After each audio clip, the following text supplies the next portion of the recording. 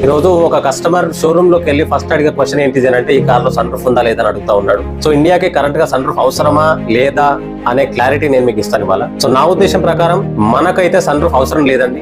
ఎందుకు అవసరం లేదు అని అంటే మన దగ్గర టెంపరేచర్స్ చాలా ఎక్కువగా ఉంటాయి, హ్యూమిడ్ వెదర్ ఉంటుంది. సో దీని వల్ల క్యాబిన్ అనేది త్వరగా హీట్ ఎక్కుతుంది. క్యాబిన్ త్వరగా హీట్ ఎక్కుతుందంటే ఏసీ చాలా ఎక్కువగా పనిచేయాలి. ఒకవేళ మనం ఏసీ ఆన్ చేసుకుంటే క్యాబిన్ కూల్ చేయడానికి, దాని వల్ల మన ఫ్యూయల్ ఎఫిషియన్సీ అనేది మొత్తం పోతుందండి.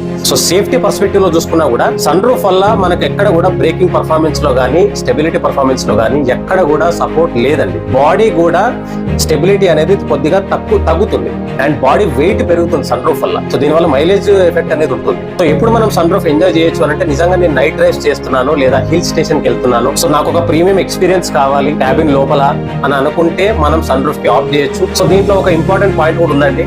చాలా మంది పేరెంట్స్ ఏం చేస్తారు అని అంటే చిన్న పిల్లలు వాళ్ళు అడిగితే సన్ రూఫ్ ఓపెన్ చేసేసి వాళ్ళు నిల్చోబెట్టి సన్ రూఫ్ పైకి వాళ్ళు వెళ్ళనిస్తారండి. సో ఇది చాలా ప్రమాదకరం.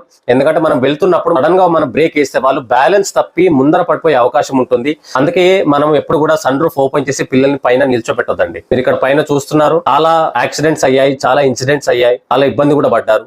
సో జస్ట్ పిల్లలు అడిగారని చెప్పేసి మనము సన్ రూఫ్ ఉన్న కార్ ని మనం ఎప్పుడు కూడా ప్రిఫర్ చేయకూడదు. సో ఇప్పుడు నా దగ్గర ఒక 2 ఆప్షన్స్ ఉంటే, ఒక కార్ లో చాలా సేఫ్టీ ఆప్షన్స్ ఉన్నాయి, ప్లస్ ఎటువంటి సన్ రూఫ్ దాంట్లో లేదు. ఇంకో car sunroof panoramic sunroof ఉంది దాంట్లో, కానీ కావాల్సిన సేఫ్టీ ఫీచర్స్ లేవు. నేను మాత్రం సన్ రూఫ్ లేని car with exceptional safety features ఉన్న కారే పిక్ చేసుకుంటాను. మనం కార్ తీసుకునేటప్పుడు సన్ రూఫ్ అనేది ఒకటి కాకుండా మిగతా సేఫ్టీ ఫీచర్స్ పైన కూడా మనం ఫోకస్ చేసి ఒక సేఫ్ కార్ తీసుకుంటే మనము మన ఫ్యామిలీ అందరూ కూడా సేఫ్ గా మనం ట్రావెల్ చేయగలుగుతాం.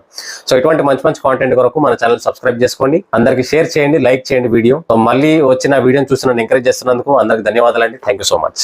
జై హింద్.